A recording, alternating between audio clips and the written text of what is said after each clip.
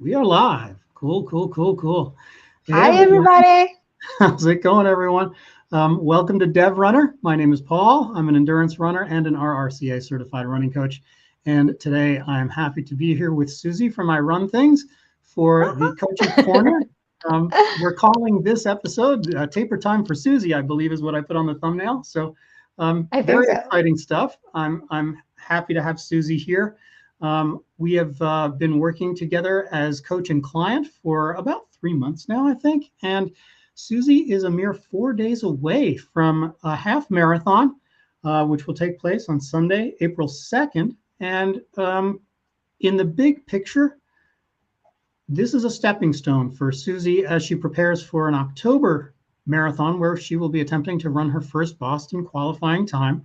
So we're just kind of trying to move through the gears of getting her ready for that. And this half marathon and the prep for it is the first big step. So this is a very important taper talk today.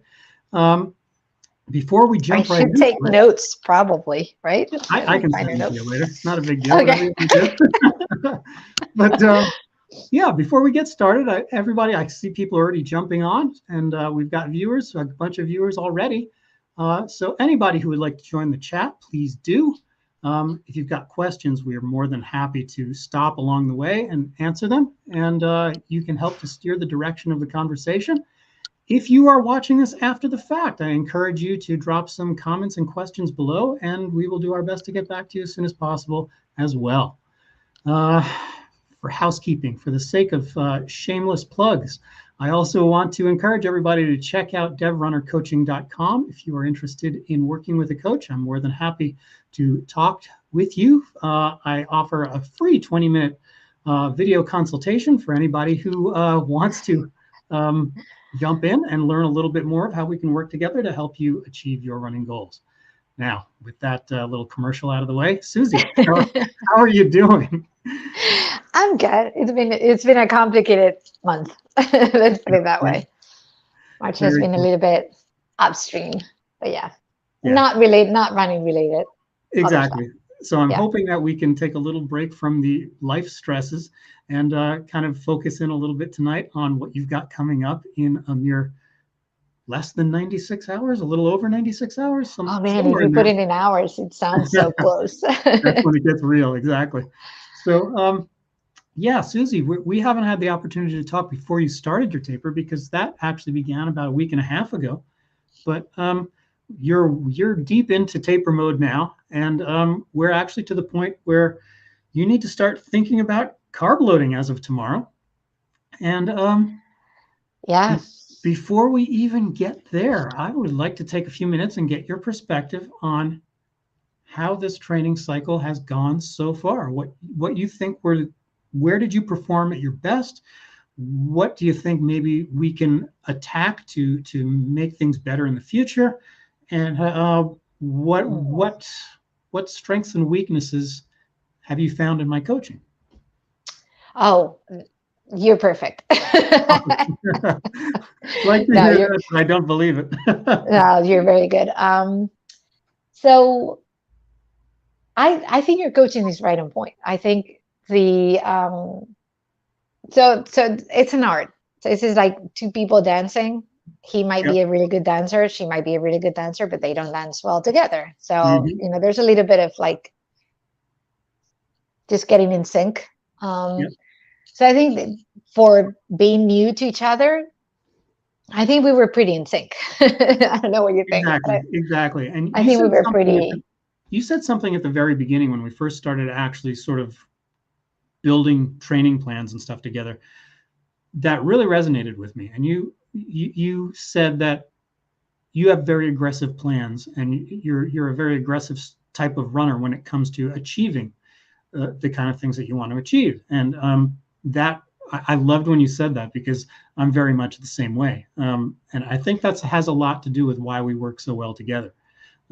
Not to say that I don't like to push people past what they're capable of ever, but I do like people to be, the way I always term it is I like people to be nervous. I don't want them to be scared, but I want people to be nervous as they attack their training plans because then I know pushing you mildly. I'm pushing you into a little further than you've maybe gone before. So, yeah, I would love to know what you think. What have you discovered about yourself as a runner, over the last 3 months that you think are your strengths as far as like training goes? That's a really good question. I think I'm more flexible today than I was when I started coaching with you. That's interesting. Because I used to be very other plans I followed, they're obviously they're on paper or in an app, but they are what they are. So you know exactly what you're doing, and there's no change in the plans. Mm-hmm. Whereas with you, I have the flexibility of changing things, which is a different perspective. For example, when I was training with Hal Higdon most recently, you have your paces, and those are your paces for like 16 weeks. Yeah. And I always wondered, because at first that pace is super hard, but then at the end it's kind of, the idea is that it's easier, and then it might be too easy. So it's like, like, do you have to run faster? Should you run faster? Do you push yourself more? Like, so it's very just like in a box. Exactly. And with you, I think I am a lot more flexible. And also you change things around, like the long run, which I really enjoy actually. The long run, it's not always just a long, easy run. Sometimes it's progressive. Other times it has half marathon miles in there. So I like that you change things. You keep things consistent, but you change some things around. And that, like that, because then you look at the plan and you're like, oh, this week is different. I don't know, just spice it up. Whereas if you're following another plan, it tends to be the same thing, the same paces, and the same long runs tend to be always easy pace, at least in the plans that I've done in the past. Yeah, exactly. And I love that you point that out, because I mean, I'm not just sort of talking about my own coaching, but I think working with a coach, no matter who the coach is, that's one of the big benefits, is that it's a dynamic plan. I'll put something down on paper for like the next month, and I'll give that to you. But if we start to see you sort of improving faster than we may have originally foreseen, then the plan changes with that. I'll actually go in there and rewrite your paces. I'll rewrite the kind of workouts you're doing to sort of capitalize on your strengths, as well as sort of try to build up the weaker parts of your running, so that we have a more well-rounded runner by the time we get to the race day. I always like to build plans for all of my runners where once race day is over, it's not kind of like, okay, well, that was fun, see ya. It's more like, I like to set runners up for future success. You should come out of a training plan ready to go further if you want to, or to improve upon, if you're going to repeat the same type of race, next time we can hit it harder, and we'll see improvement, whether it's in longer distances or faster times, whatever the case may be. And having a client like you who understands the dynamics like that and is willing to work with me like that and to be open and honest is such a huge benefit to me as a coach, because I learned so much from you as we go through it. And that honesty allows me to say, okay, yeah, I was, especially the first time you go through a training plan with somebody, with a new client, you have to be careful as a coach not to sort of assume anything about that person. And, sometimes some people just want, the more you give them, the happier they are. They just want to eat up that hard workout. And some people need a little bit more encouragement along the way, even if they are physically capable. Sometimes if you don't have that confidence in your head, you have to, once you get to know that person, like in your instance, Suzie, it's very much like, once Sunday is over and once you've got your sub-2 half marathon, I'm going to feel much better about pushing you when we do a little bit of speed work before we start the formal marathon training itself, because I know how good, not only how good you are and how quickly you improve in speed, but you've got the right mental attitude. You're not scared of working hard. I think you approach speed work the same way I do mentally, in the sense of you see it as fun. It's kind of like a game. It doesn't intimidate you. And the faster runners understand that, we're not here to try to break you. We're not here to make you scared to go out and do something. As long as the effort is put in, you've won. You know, to kind of bring that back to me, it was yesterday. I went to the track for the first time after my marathon last week, knowing, of course, my legs are going to be dead. They're like, I can still feel the muscle fibers are still like screaming for me to leave them alone. But I wanted to see what I was capable of. And so I didn't go in expecting that I was going to hit the same times that I did 3 or 4 weeks ago. I just wanted to give it my all. And yes, I ran markedly slower than I ran 3 weeks ago, but it didn't scare me, because I know physically you can't be at the top of your game all the time. There's ebbs and flows, and you're so good at understanding that. It's been just, I just want to say that it's been an absolute pleasure to work with you, because you get it. It's like, there's been very little other than hydration. I think that's the only thing I can think of in working with you where there was this massive disconnect for a little while there. I know. And you know what? I did really well with the New York City half, though, because I drank so much. That's awesome. And I didn't have to, it's true that you train your bladder, because I didn't have to go through the race to the bathroom. I didn't go after the race. I went in the subway, got my car, and drove. So I didn't have to go till I was here at home. And I drank a ton. I mean, I drank a lot. So that's impressive. That's impressive. Yeah. So I was like, I feel like I could actually do a full marathon drinking this much and not have to stop and go. Well, that's awesome. That's yeah. great to hear. So I just want to say, I'm just going to bounce this back here. We've got, hey, Tasharia. Thank you for being here tonight. Let me just put it out there for everybody. I see we've got 8 viewers right now. It's kind of bouncing around. Around 8 people watching right now live. So if anybody's got any comments or questions, we'd love to hear them. Feel free to join the conversation anytime. Suzie, I want to talk a little bit about tapering and the kind of things that even though we're pretty late into the taper now, the kind of things that I think you really want to pay a lot of attention to, in the last 4 days going into the race, that'll help to prepare you mentally. Because I guess a good point for me to make is that the hay is in the barn at this point. There's nothing you can do physically. There's no training you can put in once you're within a 10-day window of race day, that those physiological adaptations, it's too late. Once you hit like 10 days, the only point of continuing to train for any race at that point is to maintain what you've got. So I think you've done a great job with that. From what it sounds like when we've been talking offline, it sounds like you're getting the rest where you need it. You're not scared to take rest when you're getting signals from your body saying take it. Today being a perfect example where you just took the day off running because you needed to, and rock on. I love that kind of confidence.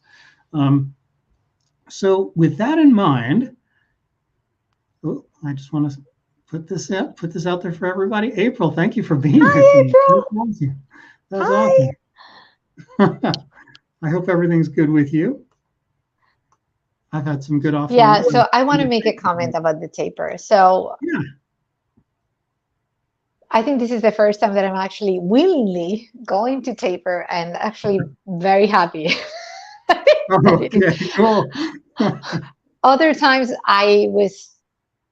I was going through the training, I was like, oh, I can't wait to taper. But then when I was tapering, I was like, oh my God, like I really want to run. Like it feels like you're not running enough. Yeah. Coming into this, I totally needed the downtime. Like I needed to run less. Yeah, okay. Definitely. That's a good thing. So I was reaching that point. So even yesterday when I went for my 4-miler, I was thinking, because originally I was going to run April 26th, right? Yep. 26th or 23rd, 26th, Jersey City half. I don't know that I would have been able to. I think it might have broken for another 3 weeks. So yeah. Yeah, I gotcha. Yeah, now I keep think in I think mind. it's been, like I think it's been the right amount, but I think 3 more weeks training would have been like overkill, I Yeah, think. yeah. Now Yeah. keep in mind that once I knew that you were moving up to April 2nd, I did Oh, amp you up the accelerated intensity things. Okay, so to then try to that make makes up for sense. that. So it would have been a little bit less. Oh my God, if we had 3 extra weeks. So keep that in mind. I got some more shout outs. People are starting to join us in the chat now. So that's my mom right there, Riva. Hi, I'm Reba. let's see who else has joined us. Oh wow, we got Rhonda here, another one of my running clients. How's it going, Rhonda? I hope you're feeling good. You are right on the verge. Rhonda is going to be running the London Marathon in late April, and And that's soon too. Yeah. yeah, that's coming up in 2 weeks from Sunday. So yeah, hopefully at this point Rhonda's not too mad at me for pushing it too hard. I've seen her hitting it on Instagram. Like Oh, really. Yeah. really motivational stuff. Thank you for Yeah. being here tonight, Rhonda. We've also got Carol. How's it Hi, going? Carol. Thank you for being here. Absolutely awesome to have everybody aboard tonight. So yeah, if you guys got any questions for either Suzie or me, let them fly, and we'll get to them. Yeah. So So I have a question for you. So you absolutely, mentioned when we were like last week, like focus now on eating protein, and then after on Thursday start carb loading. yeah, exactly. Why? The Because balance. I've always started eating, like I've always done like a 7-day carb load type of. Yeah, that's a little bit overkill. That's a little bit Okay. overkill. So here's kind of like the thought process behind that.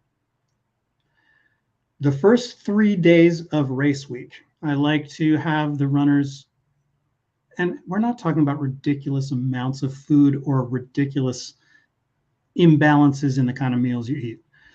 But the first 3 days of race week, I like a runner to kind of bump up the protein. You know, get an extra 2, 3, depending on your body size, up to like 400 calories of extra protein. And that's just to kind of like to put the finishing touches on healing all those little micro tears in your muscles that you've built up over the course of the training cycle. So it just gives your body the building blocks of what it needs to kind of get you over the top. And it also has the effect of putting your body in a very minor carb deficit. So by the time we do the switch over, which for you begins tomorrow morning, your body is so ready for that carb loading. And it actually, there's a lot of, in all truth, there's a lot of studies on both sides of this fence. But traditionally, the thought process has been go heavy with the protein. This way, when you come into the carb loading phase, your body is that much more willing to process them, get that glycogen store built up in your muscles and in your liver. And it just makes your body more efficient at doing that. So the thing about the carb load as it continues, like tomorrow you'll start, I'd like you to start with your usual very healthy complex carbohydrates, your dark leafy greens, your salads, your brown rices, your quinoas, the kind of stuff that have a lot of fiber in them to kind of just keep your body moving. But by the time your race is on Sunday morning, so by Friday afternoon,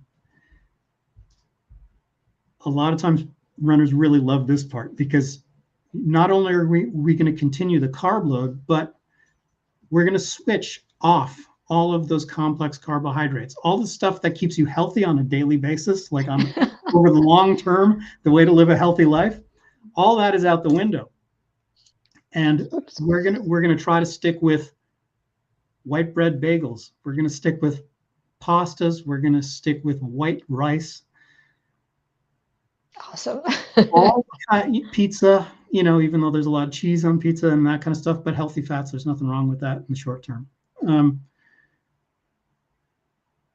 Because that stuff moves through your system faster, and it it requires less work from your body to convert that stuff to glycogen, because that's what we want to have happening. Simple sugars too. If you've got like a favorite, Sour Patch Kids or gummy bears and that kind of stuff, if you like drinking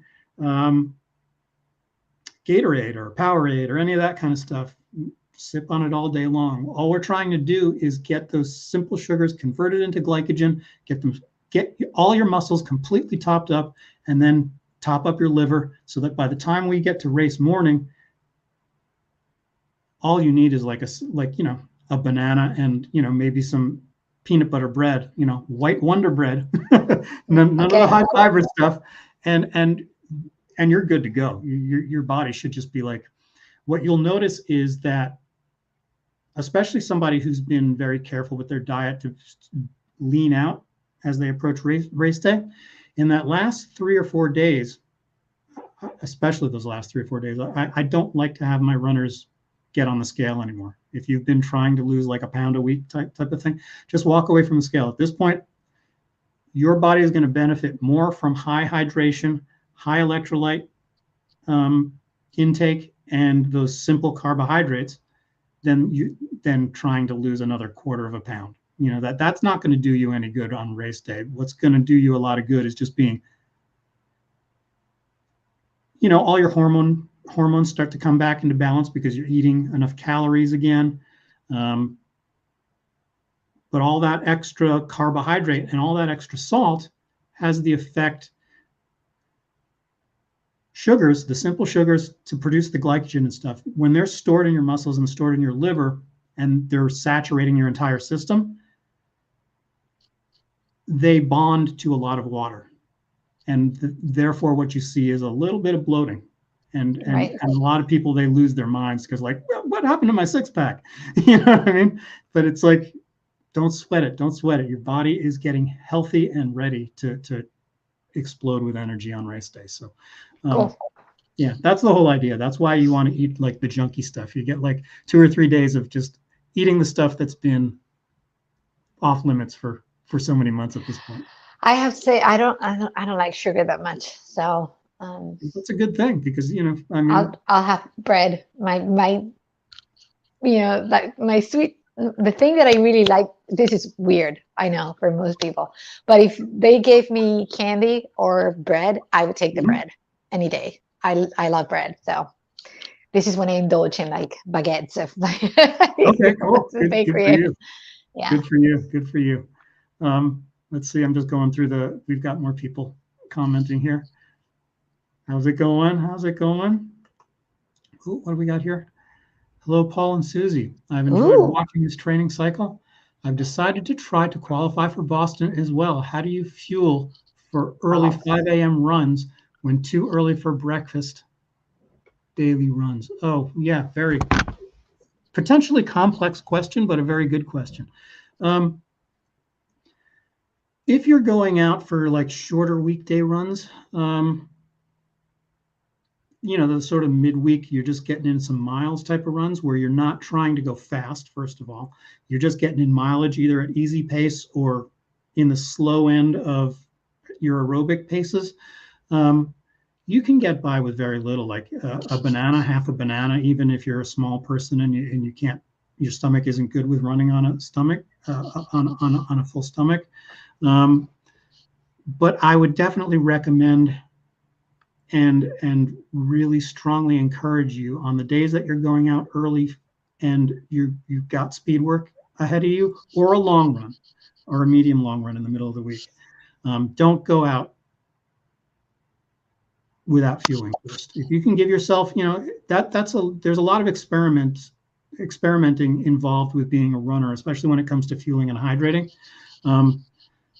You have to find what works for you. Is like, for me, I can eat a banana like an hour before I go out in the mornings for a run, and I'm fine with that. But if I have to go with anything heavier than that, like the day of a marathon or something, or a really long run, I've got to get in 300 or 400 calories in before I go out. And the only way my stomach can handle that is if I have to eat like 3 hours beforehand. I've just got a weird stomach that way. I can fuel with just ridiculous amounts of garbage and caffeine and sugar when I'm mid-race, and I've got an iron stomach when I'm moving. But there's something about that pre-fueling that it took me a long time. It took me about 6 months to a year to figure out how much time I had to put between my fueling and the beginning of the run.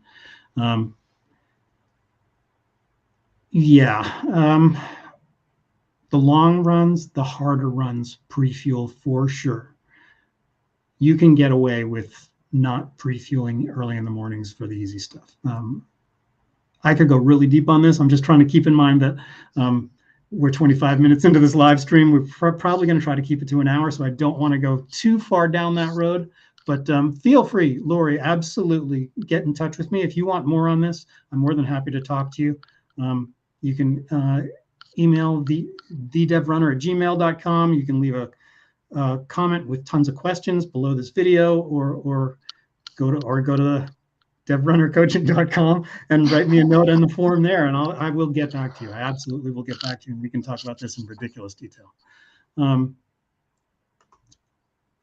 Lori says she's cheering you on. Let's see, April. I don't have a sweet tooth either. Okay. Yeah. Okay. Bread any day, man. There's the ShopRite in my neighborhood, the closest one. They have, the bakery makes amazing bread, like real true baguette, but the big French bread. My guilty pleasure, when they just get it out, it doesn't even get to the register without me actually. Like, if it's warm, I have to eat like this at the end. Like, I have to. You gotta make sure it's safe. That's the way I always say it. So I'm doing my grocery shopping, and before we approach the register, I've already eaten a little bit. That's awesome. Yeah. Cool. So yeah, let me see. I guess I really want to get into sort of the big picture of the mental state that I prefer you to go into race day with. Of course, as you said earlier, it's starting to get real. We're talking about the race time in terms of hours now, not in terms of days or weeks or months. So yeah, it's with that reality, oftentimes comes the nerves suddenly start spiking for a lot of runners. So I want to talk about the kind of things you can do pre-race day and even leading up to standing at the start line that you can do to keep yourself calm, this sort of like preemptive strike. The first thing I want you to realize, for everybody out there, I'm not just talking to Susie with this, if you've put in your training, if you've been consistent over weeks and months, and that doesn't mean being perfect, it just means 80, 85, 90% of the time when you were supposed to be out there running, you were out there running. And if it said you had to run hard, you're not supposed to break a record every time you go out to run hard. If you are putting in the effort, if you're out there trying your hardest, I don't care if you shouldn't care if you're moving the fastest you've ever moved. It's all about the effort with what you have available that day. Like I was saying earlier, I went out to the track yesterday. I killed it for what I was capable of yesterday. Nowhere near what I'm capable of when I'm well rested and I hadn't run a marathon 5 days before that. Right. It's all about the consistent effort, always giving your all. And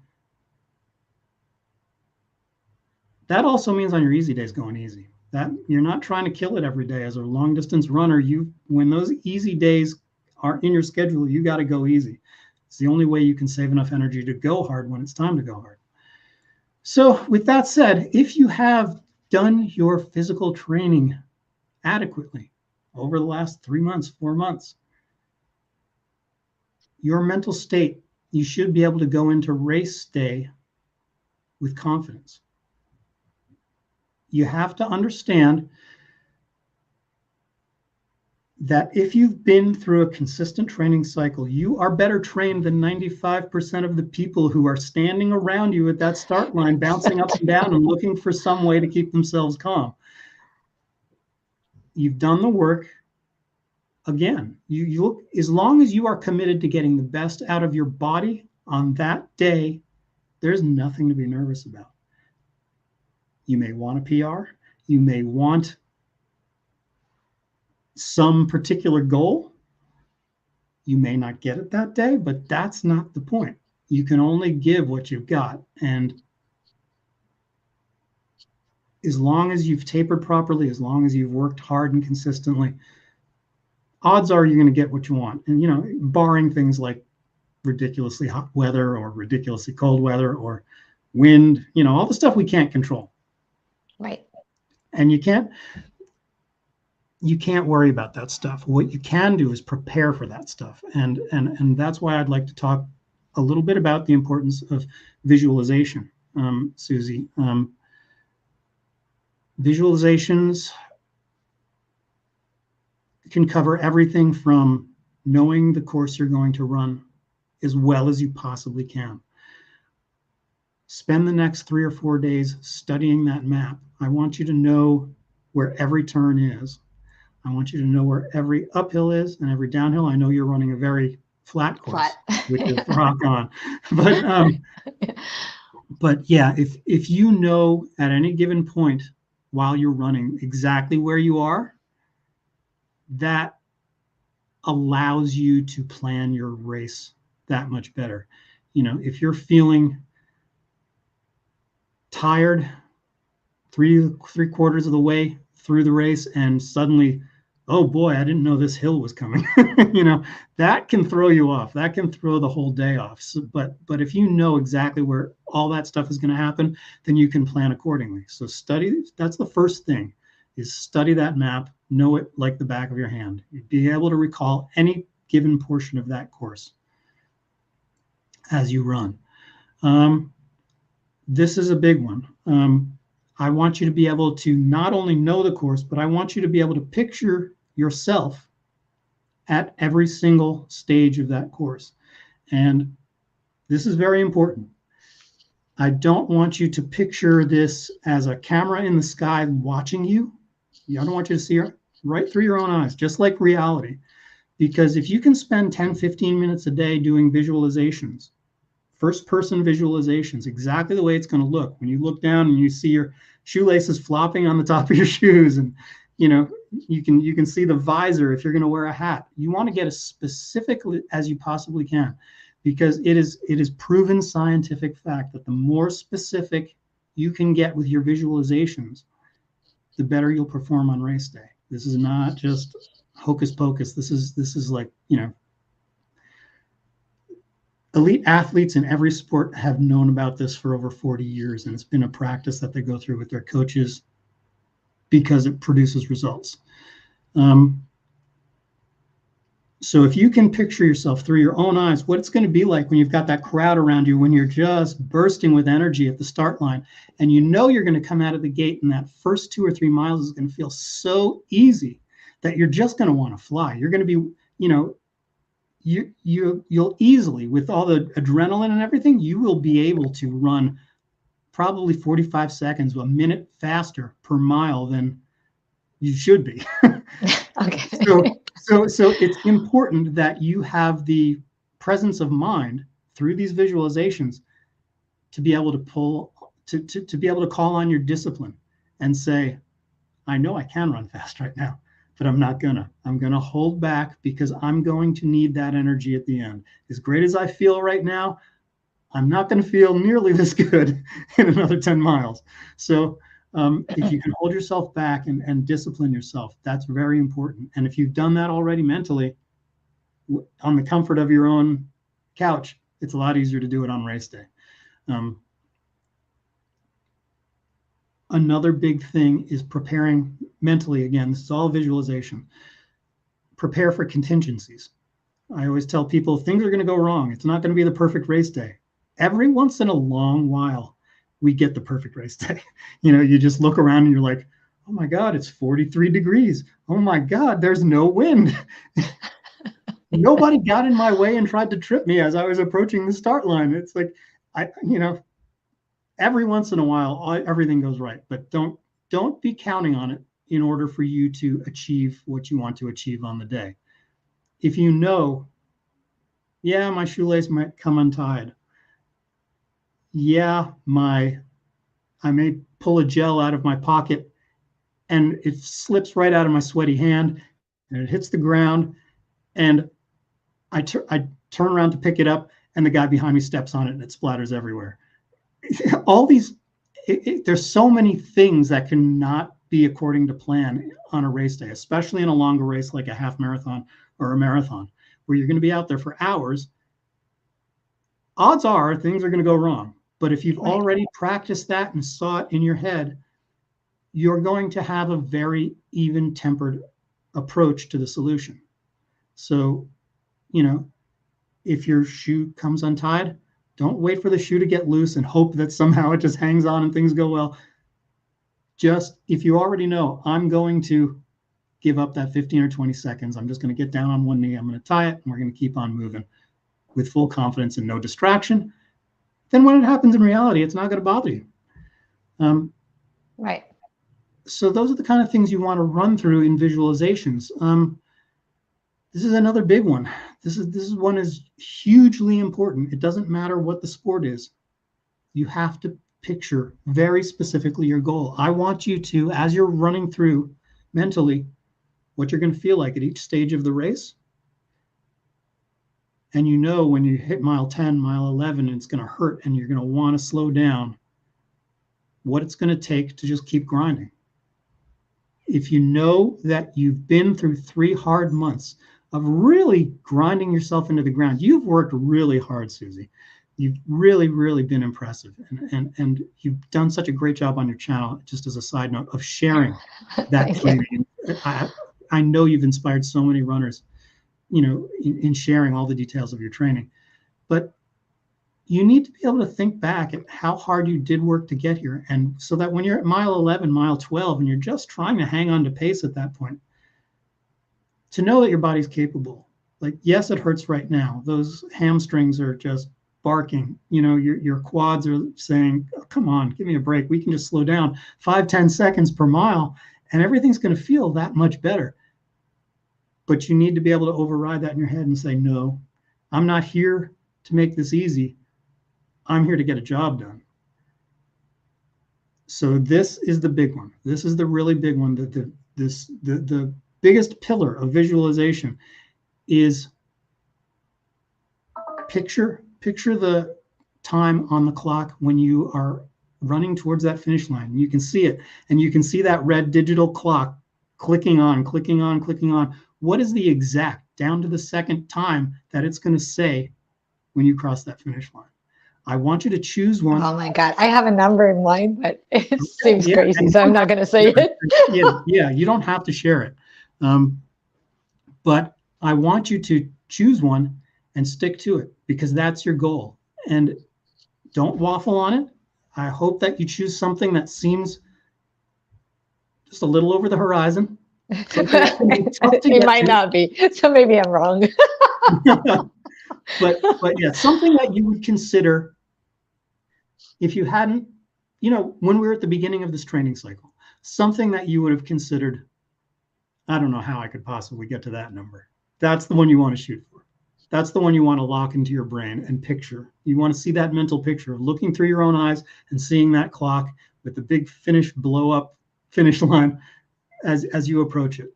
Because if you have that in mind and you keep it in mind throughout the whole race, it will affect the way you approach the entire race. And you will be stunned and surprised by how close you get to that time. It motivates you throughout the race. It allows you to be mentally tough throughout the race, because you're shooting for something that you're not going to let go of. So it's very important that you have a specific number in mind. I'm not a fan of any of my clients, or even myself, standing at the start line of a race thinking, you know, I'd be happy with anything from this range to this range. Everybody has an A goal, a B goal, and a C goal, because you don't want to disappoint yourself. The only reason anybody should be disappointed, I don't care if you run the race and you cross that finish line nowhere near the time that you had in your mind because something happened. It wasn't your day, your body just wasn't there. Maybe you've got a virus going on in your body that you didn't know about. Maybe you ate something wrong the night before and it just ruined today. That's not what I'm worried about. The purpose of having that mental picture of that time in your head is because it's going to make you work hard. You want to cross that finish line. I always tell people, I would rather hear the story that you crossed the finish line 10 minutes slower than you expected. But when we talk after the race is over, the only thing that I want to hear is, but I gave it my all. It took everything in me to get to the finish line in the time that I achieved. Like, I left nothing out there. That's way more important, because that's what's going to keep you competitive as time goes on, and you forget that this race ever happened. 3 years from now, when you're trying to run a sub-3 marathon, and this one is just lost in the dust of history, what's going to carry you to that sub-3 marathon is that attitude of, I left nothing out there. That's what race days are all about. So let me ask you one thing. How often do you look at the watch when you're like racing yourself? Oh, me, every half mile. I am a slave to the machinery. When I go out there on race day, for me, I am, like I said earlier, I'm there to do a job. I want nothing to do with emotion on race day, unless it's positive emotion. And then if there's anything negative, my only job is to shut out that negative voice. Because like we started this conversation, if you've done the physical work, if you put in the training, if you've been consistent, then that negative voice in your head, what if it's harder out there than I want it to be? What if it's not a perfect day? I need perfect conditions to be able to achieve my dream. No, you don't. That negative voice is just,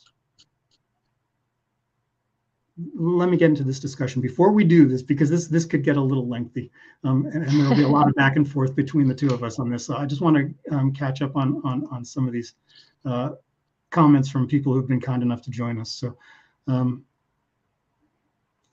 I think we'll pass on that one.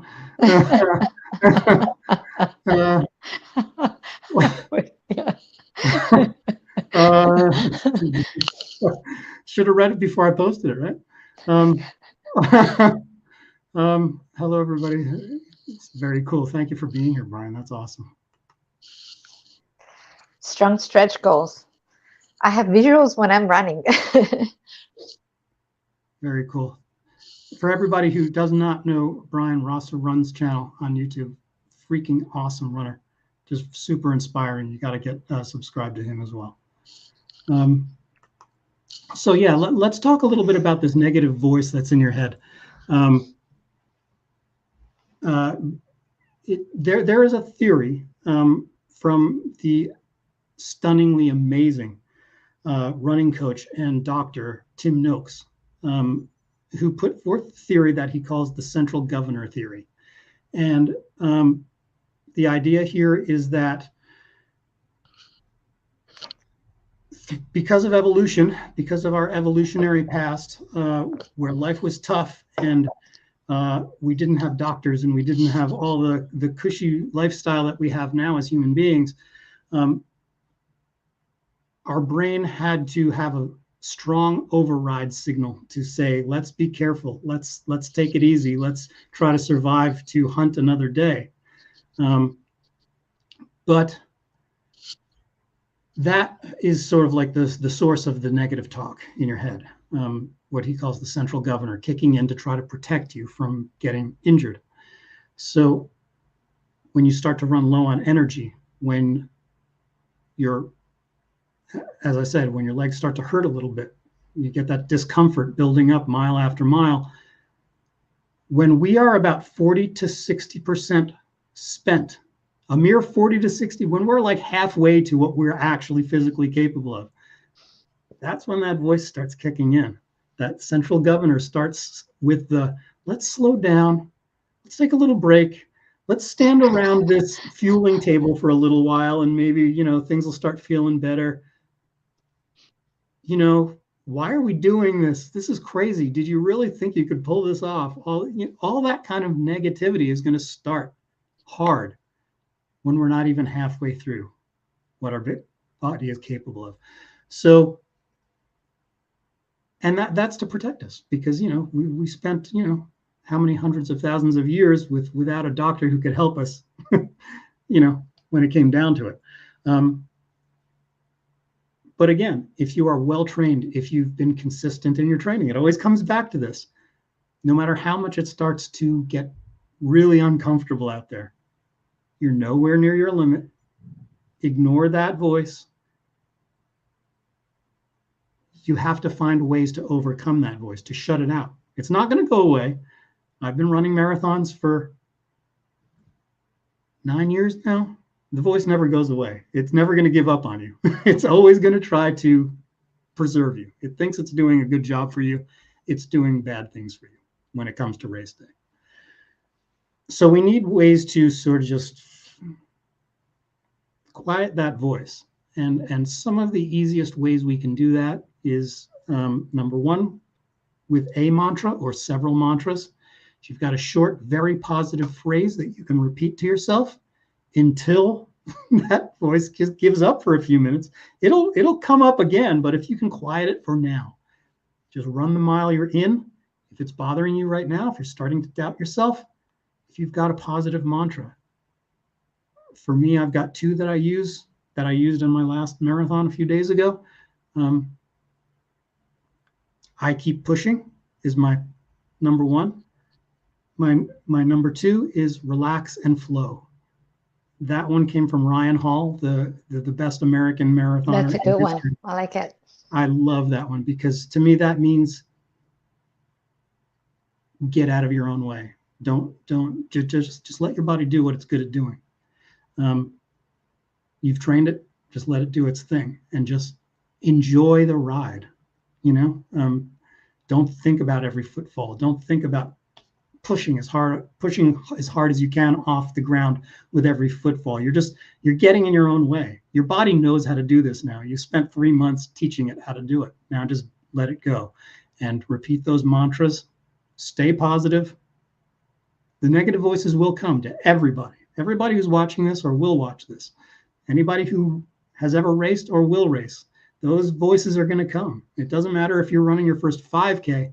By the time you get 2 miles into a 5K and you're working as hard as you can, oh, trust me, like the pain in a 5K is almost worse than the pain in a marathon. It's not long-lived, but it is such unbelievable pain. You have to get good at overriding that voice and just getting the job done because your body is capable. It's just your mind is scared. Your mind is scared because you're not comfortable. Right. So yeah, if you can come up with some mantras, I want to talk about some other things that are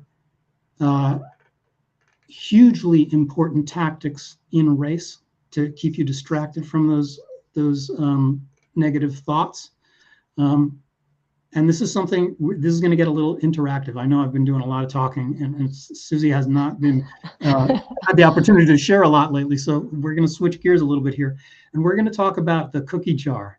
Oh, I love this theory. Yeah, this is David Goggins at his absolute best. Anybody who does not know David Goggins, oh my goodness, you owe yourself, spend the money, go get the audio book version of Can't Hurt Me, his first book. His new second book just came out, which is, I haven't read it yet, but I can't wait to get my hot little fingers on it. But David Goggins is a Navy SEAL who had, to call it a rough life, is that's underselling it considerably. But man, is he a champion of the world. And that book will inspire you, motivate you, teach you discipline, and give you tools to be disciplined, not just say, go get disciplined, see ya. You know, he gives you real world examples. And the cookie jar is one of them. Just a huge way to keep the negative talk in your head at bay when you're trying to perform at your best. Basically, Suzie, I would like to work with you here and put you on the spot in real time. I want you to think back through your training cycle. And I want you to share 3 workouts, 3 times you went out the door to run. You know what? It doesn't even have to be just running. It could be when you were doing your strength training, your cross training, your core training. pick from amongst all of it, because you've done a lot of work in the last 3 months, and I want you to be proud of it. Absolutely proud of it, because you've worked hard. And I want you to think about, like, what were the hardest workouts? The ones you may have gone out feeling great and the whole run felt great, but you should still be proud of it. And it could be something even where you were supposed to go out for 3 miles and it was raining and you felt kind of blah and there was a lot of stress from rest of life, but you got out and you did it anyway. So yeah, I want you to like kind of share what comes to mind. Oh my God. So I have to say, all workouts are hard, but I think, oh, hold on, someone's calling me. I think the accumulation of the workouts is what made it harder but specifically, I remember a progression run where it was very cold, but I was definitely wearing too many clothes. Yeah. So it was too hot. And I didn't loop around, because sometimes I loop around the house, so I could have dropped something, but I could not because I went far. So I did an out and back. Mm-hmm. I could not do anything with my clothes. I was even thinking I could get rid of my jacket, and if I lose it, if I leave it somewhere and someone finds it and takes it, I'm fine because I can't carry the jacket anymore. Yeah. Which I ended up not doing. But that was really hard. It was hard because I really wanted to hit paces. I wanted to be a little bit faster, even if I could, like doing the progression run, like I had in mind, like, okay, let's see if we can do like an 8:50 or an 8:45 or something at the end, which to me, that's tough. at the end of a long run. Yeah. But primarily it's because I was wearing, it was very cold and I was wearing too many clothes. So. Yeah, well, that always makes it so tough. Yeah, it's hard to go out on a cold day with too little clothing on and be cold, especially on race day. Like when you know you're just going to be standing there waiting for the gun and you're just shivering. But you know, once you're 2 or 3 miles into the run, your body comes up a temperature and you feel okay. Yeah, and I was carrying the bottle in my hand and I didn't know what to do with it. It was bothering me. I was like, I'm gonna throw this bottle. Like, I was really, really mad. Pretty much the whole run. Like I was in like really bad mood. Like I was like in an awful. And I usually when I'm running, I'm in a good mood. Like running puts me in a good mood. But that day it was like the whole thing. The only thing that made me happy is that at the end I actually accomplished it. So I was like, okay, I did well. But I was in such a terrible mood the whole time. Yeah. So going back, I was thinking, even if I were during my race, I was like in a bad headspace. I was thinking this is what it would feel like just not feeling the run at all. Like saying, I just want this over. I want to get there. I want to finish. I just want to get it over with. I'm too hot. I don't want this water. I want to fall with the bottle. Who told me to carry a bottle? It was like, yeah. That was very hard. But other than that run, I've had like moderately, but I've never like that one. Yeah. During this training plan. But I've had hard moments. Like it's everything is relative. Like I ran the New York City half. It was a miserable day. It was super cold. It was windy. It's a hilly course. I don't remember any of the hills. Like legit. Going back, it's like I was looking at Strava and it was like, I don't even remember these hills. So it's because I was in a good mood. Well, exactly. And that run to me was so important to watch how you perform that day as a coach, because you ran that in such a disciplined fashion. You went out there knowing, okay, I'm only a couple of weeks out from my real A race. And I'm just, you went out to run the New York City half as like a training run, basically, as a long run. And you were so disciplined that first 10 miles, you just stuck to your sort of the slower end of your aerobic paces. And you did that specifically to make sure that you were not overtaxing yourself so close to your big, important race day. So yeah, exactly. If you can look at that under those tough conditions, if you can look at that progression run that you were talking about, and you can look at all of the things that were new to you for this training cycle, like daily core routine, like adding strength work to your weekly routine. These are all things that I want you to be able to recall, repeat them to yourself, get these things stuck in your head, because to bring it back around to how we started this, the cookie jar, that refers to this short list of hard accomplishments that you undertook over the last 3 months plus. You did all this in order to reach April 2nd, that race start line, at the maximum capability that you could, and you did it, and you accomplished it all.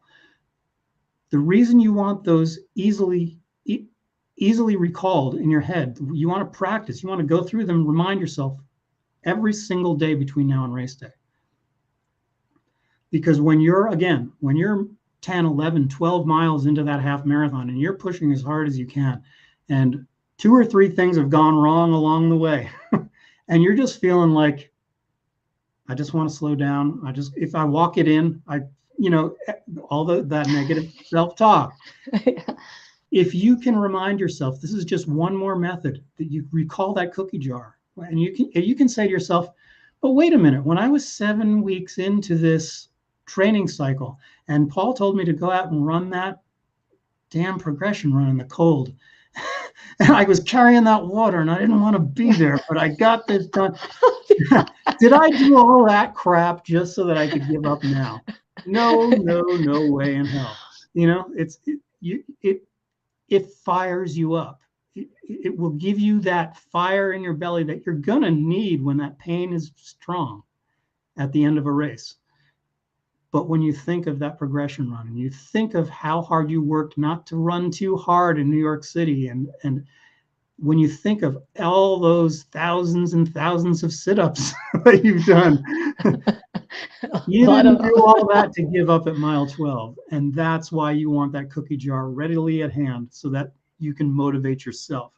Maybe your phone, if you're going to run with music, I don't know, but maybe it stopped working. Maybe your headphones die in the middle of the race and suddenly you're alone with your thoughts for the whole last half of the race.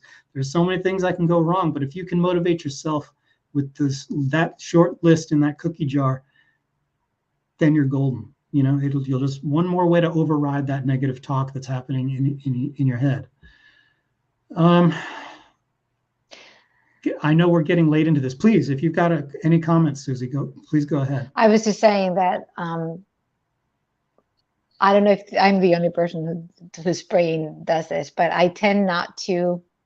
I am a positive person, so I try to remember the positives a lot more than the negatives. And I don't know if that's just me or if it's that way. But again, I remember that progression run, but the rest of the training, I know it's been hard, but I don't remember specific moments in which I would say that particular moment when I was going through it, it was like so hard. Like every time I go for a run, if it was hard, I would always talk to myself and say, this is hard right now, but I need to get this. I need to do this. I need to get this pace, nail this, because my goal is even more aggressive than this. So I need to. There's no negotiation here. It needs to happen. Exactly. Exactly. So to me, when I was talking about just not giving up, just making this a day of doing business. Yeah. You're there for a reason and just get the job done type of thing. Yeah. So, but to me, thinking sometimes when I'm like in pain or something, thinking about distracting myself works a lot better than thinking about something negative. Oh, absolutely. To me, like if I think about, I don't know, if I'm in pain and I just distract myself thinking, oh, I had so much fun running this other race, or, like thinking about something that happened that was where I was happy. And to me, that goes much further than anything else. Like if I can make myself smile when I'm running, when I'm like deep in like the pain cave, and I can make myself a smile, I forget about everything else. Like it is true that they say that if you are in pain and you smile, you stop being in pain. It's true, because your brain cannot experiment. You can't experience two things at the same time. You can't be in pain and smiling at the same time. So yeah, and it's like you're overriding that. So You make a great point, and I'll just shout that out. Eliud Kipchoge, the world's greatest He marathoner smiles a of all lot. time. Yeah. That kind of hit the press, you know, when he started sort of consistently winning everything that he ever entered. Marathon basically. Yeah. And everybody started to notice in those later miles. It's like when most people are dying, he's got this big smile on his face. And everybody's like, how is that possible? And he revealed very quickly that he does that when he is experiencing large amounts of pain. And because he's been through psychological, he's worked with sports psychologists and things like that. And the whole idea is, if you're in pain, put a smile on your face, because there are it trips certain things in your mind. Just like you said, Suzie, where it starts sending signals of happiness. And even if they don't completely override the negativity, it erases some of it. It tamps it down. So, and I've done it. For the past 3 years on my hard runs and my races, I do it. And there it is. It's true. To me, yes. For me, it works. If you can make yourself smile, it just gets better. Yeah. Rhonda says, I like that thing. It's all about business. Yeah, that's very, very cool. Yeah, Rhonda is such. Yeah, I can't wait to. She's gonna find an opportunity to talk with Rhonda with an audience. Rhonda is an amazing runner, just so disciplined. It's an absolute joy working with Rhonda. So yeah. And it's some people are talented. I can't say that I'm talented, so I'm gonna have to be disciplined because some people get super fast really quick. And I mentioned this to you. I don't think she's listening, but my friend Ginger, she's super talented. She runs, for the marathon that we ran together, she probably ran on her peak week 30 miles. Yeah. And she consistently does 20, 22 miles, and then the peak week 30. And then she completely obliterated. She did great. Yeah. It's because she's talented. She really didn't have the hours for that sort of. She did 4:37. But she found, because we've discussed that before, not with a camera rolling, but and that's because she found she took the time, and she found, probably 2 or 3 years ago at this point, she found the right mix of training that works for her body. And something I really, really want to hammer home to you, Suzie, is that you're only just discovering that now, in the last year, 4 months into this sort of more rigid, regimented, disciplined journey yourself. And when I look at where you were as a runner 4 months ago, and we look at, you're not going to believe me, I know. You're not going to believe how much better a runner you are until you see the time on April 2nd, 4 days from now. Then I think you'll start to see yourself the way I see you now, as this incredibly talented runner who's only just beginning to scratch the surface of what you're capable of.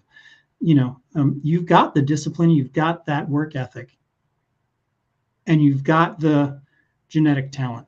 It's just a matter of revealing it by piling training cycle on top of training cycle. I have no doubt, absolutely no doubt, that 2 years from now, you're going to be chasing somewhere in the 320, 315 range for marathons. Oh my God, that would be awesome. I'm not just blowing smoke.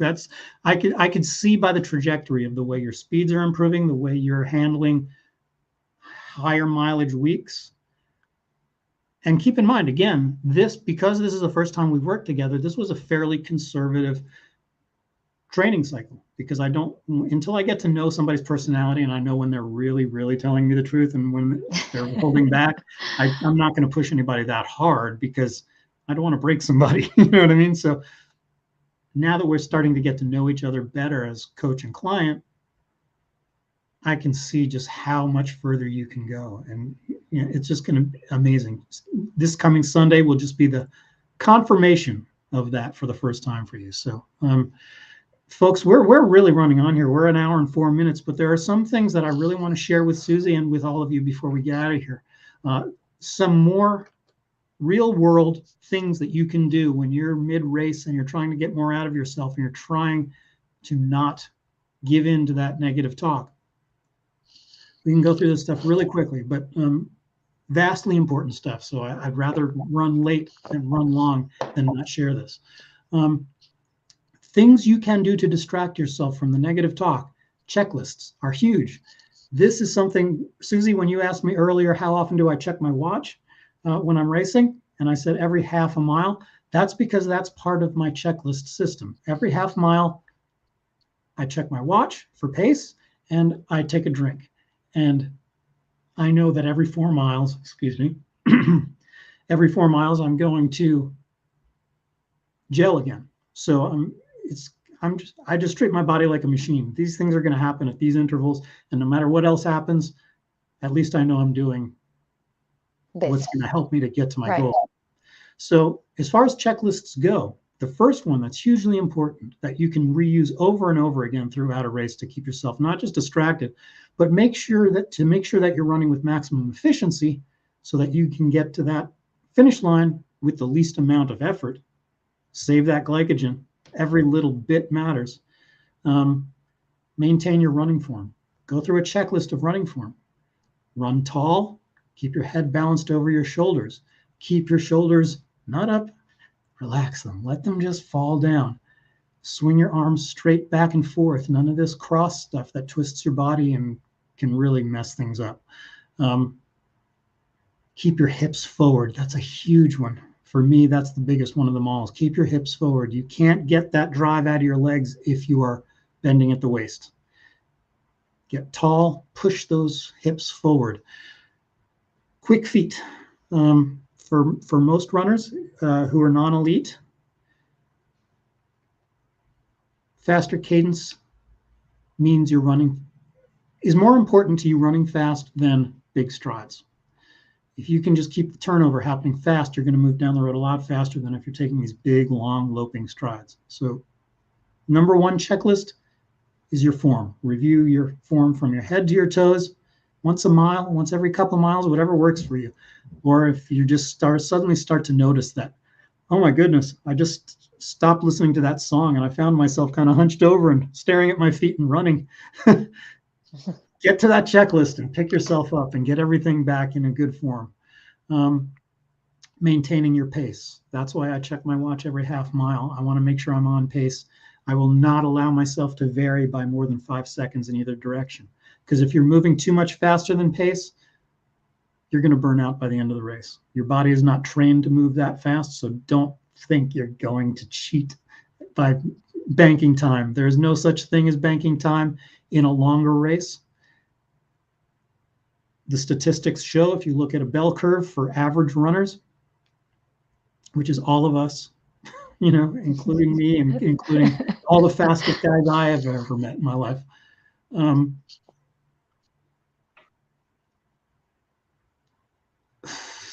How do I put this?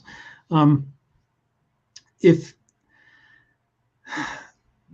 me back around here. I lost myself in this one.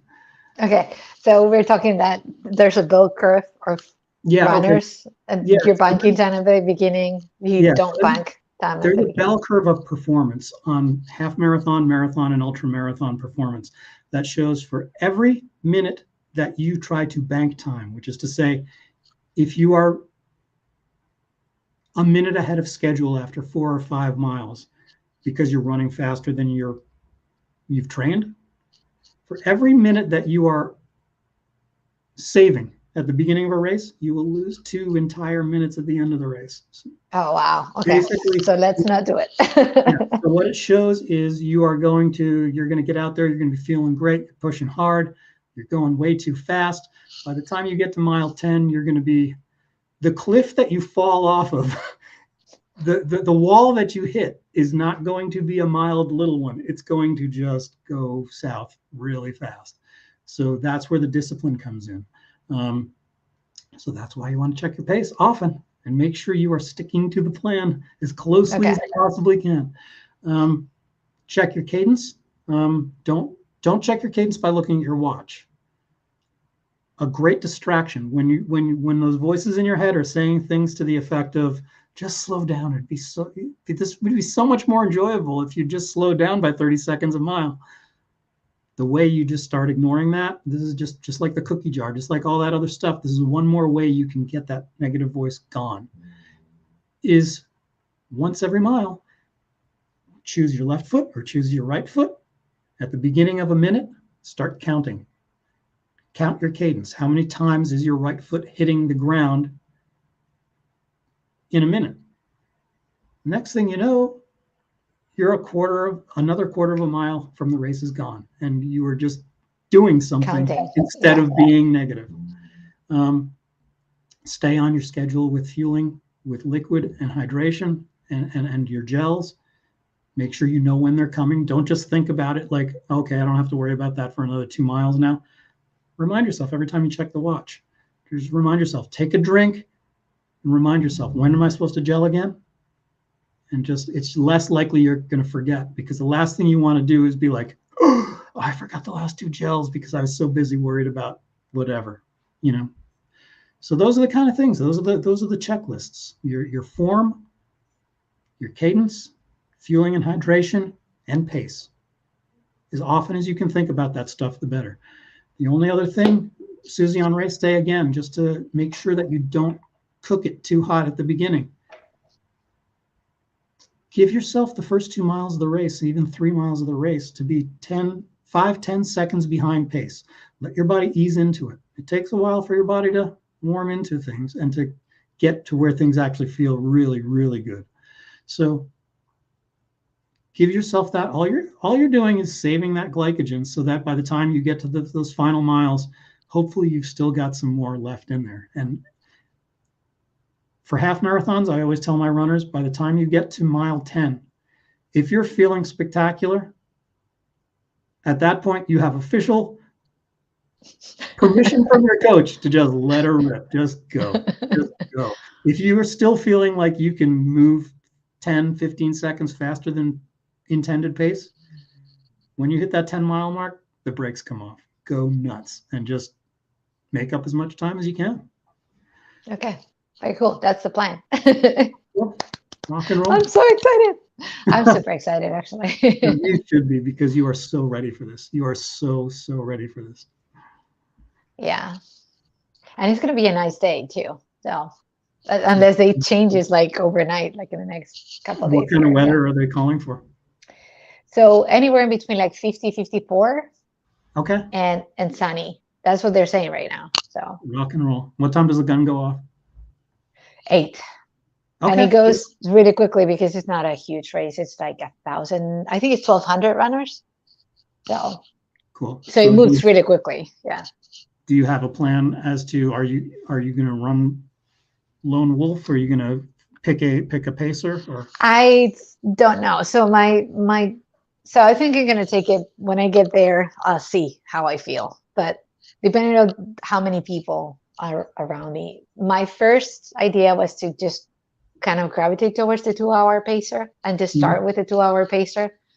Gotcha. Because then that way I don't have to look at the watch that much, so I can stay with them for a little bit and then pick it up.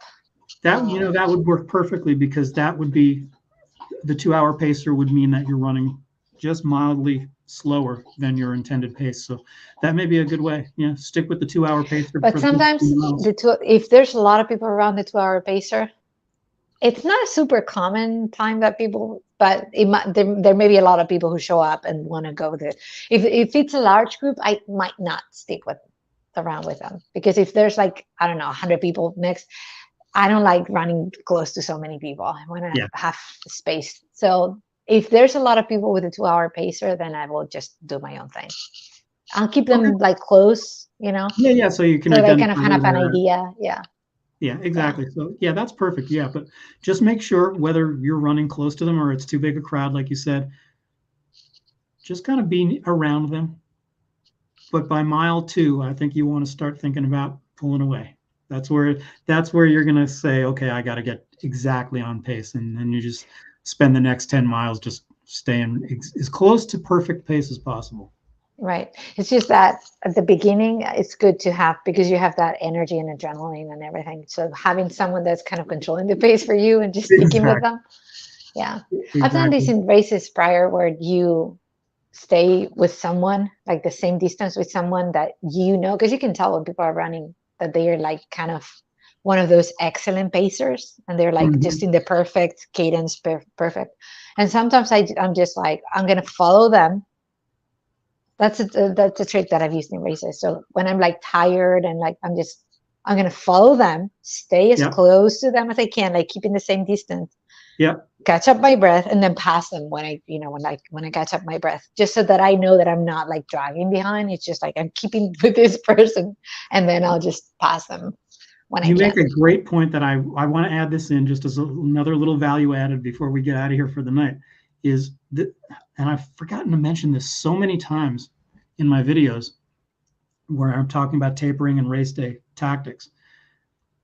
If at any point you are feeling like holding pace is difficult, say you're at an unexpected place, like you're 7 or 8 miles in and you're thinking to yourself, this should be easy, rather than letting yourself slow down. And I've done this several hundred times in training runs and in races, so I know it absolutely works. So I would not pass this on to you, Suzie, and to everybody who's watching. The best thing you can do when it's feeling harder than it should, I want you to surge for about 15, 20 seconds. And what I mean by that is pick up the pace so that you're running about 15 seconds per mile faster than you're trained for, and then back off and bring it back down. By the time you slow down and you bring it back to your real pace again, it'll feel easy again. It's really true, because compared to what you were just doing, it just kind of wakes your legs up. It gets those neuromuscular pathways going again so that you pick up your cadence and your muscles are firing that little bit harder.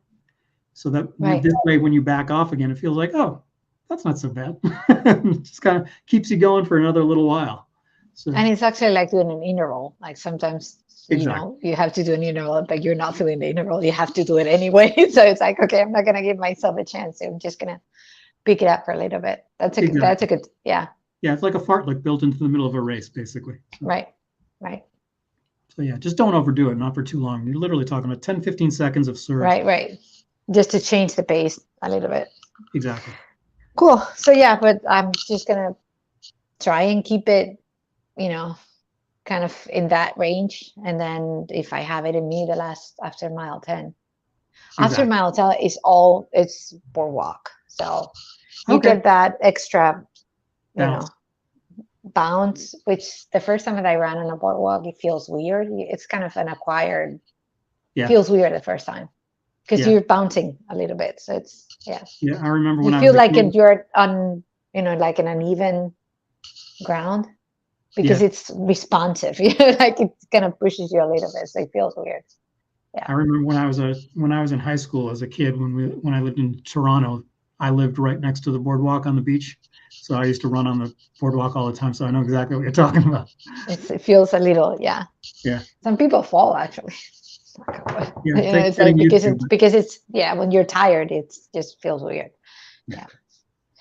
Cool. But I think you're ready, Suzie. I mean, I just want to reiterate, Rhonda and April both Oh, have thank you. complete confidence in you, as do I. And I'm sure everybody who's I watching. think the race has I think they have race jury, so I'll put it up. But I haven't had a chance to review they sent a guide this morning, a race guide by email, so I have to review the information. But I think they have like a way to follow runners. So they Oh, did cool. last year. Okay, well, I got to get myself signed up for it so I can watch you go. I think it's race joy. If they haven't changed it, it should be race joy. Okay, well, I'll take a look at the So, race website and I'll just figure it out from there. But I don't know yeah, if they actually put it up. They send a guide by email, like a PDF thing gotcha. with like the course and everything and information. So I'll just review all that and I'll pass. I mean, I'll share this. Very cool. Yeah. Very cool. Yeah, please So do. Because yeah, like I said, I'll be all over it. That's awesome. I am so excited. Oh man. So I am. as you know, as your coach, the door is always wide open. If you need anything between now and race day, even if it's like 15 minutes before the gun goes off.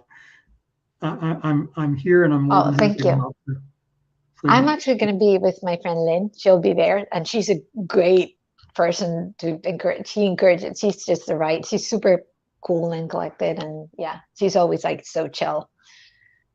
that's awesome. So I'll be with have her. somebody there to keep you when in the that sort of positive state of mind as well. That when really the gun goes off, I'll be with her. So very cool, very cool. April, thank you. Thanks for being here, guys. I'm glad you found this useful. Suzie, let me just wish you the best of luck. Not that you need luck, because you've got the skills that you need to get the job done on race day. I'm going to be so amped up watching the progress of the race, and I cannot I'll wait text you when I finish. Like, I'll text you right as I finish. Trust You're me, going to be I'm my first. on the phone waiting for that text, because yeah, you are. We can count in hours the amount of time left in your entire life before you are a sub-2 half marathoner. So you're well on your way. I know you got it. I know you got it, and I know it's only the first step towards that BQ that's coming in October. So Suzie, thank you so much for being here and sharing all of this with us tonight. This is just awesome. Thanks to you you were the one sharing all your wisdom, and it's awesome. Thank you. It's very generous.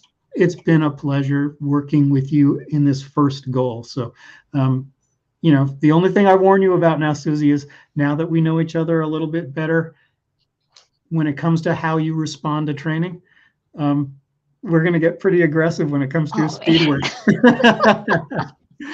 I love speed work, actually. Like, I really I enjoy doing speed work. Even when I don't get the pace right, I like doing it. Yeah. Cool. I always feel I don't know. I think the runner's high hit. It really hits when you're doing speed work. Oh, absolutely. To me, that's the most fun I have when I'm running.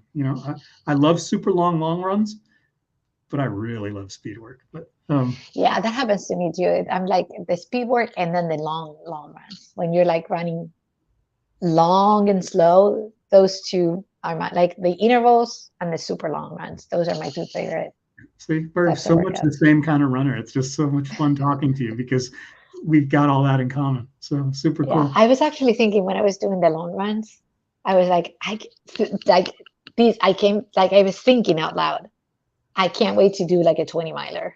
Like, I love doing 20 milers because you're out there forever, and I don't know, well, not forever, but it's like, exactly. It's just you and your thoughts. I'm with you. I absolutely love just kind of getting in a mental state and just staying there. It's just so nice. But all right, cool. We're an hour and 22. It's been long. Free us up for the rest of the evening so our families can realize that we're still alive and well. That we're part of the family. Yeah, my husband actually.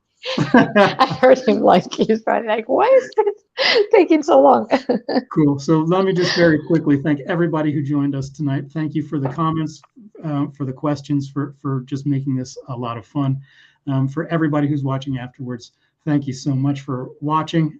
Please do like the video. Please drop comments and questions below. And if you haven't already subscribed, not just to Suzie's channel, if you haven't subscribed to Suzie's channel, holy moly, get over there and subscribe. There's nothing but the best, most fun running content over there. And if you could do me the pleasure of subscribing over here at DevRunner as well, that'd be awesome. With that, folks, thank you again. Keep your eyes open. On Friday morning, I will be dropping a video that reveals I promise you, utterly insane new goal that I have for my next I know about it. It's insane. Susie's got the inside track, and her reaction when I told her solidified the fact to me that this is really crazy stuff. So he told me, he said, "Man, you're nuts." Yeah. So you got that to look forward to, folks, on Friday morning. Thank you, everybody, again for being here. I'm going to call it here. Good night. Have a great one. Good night.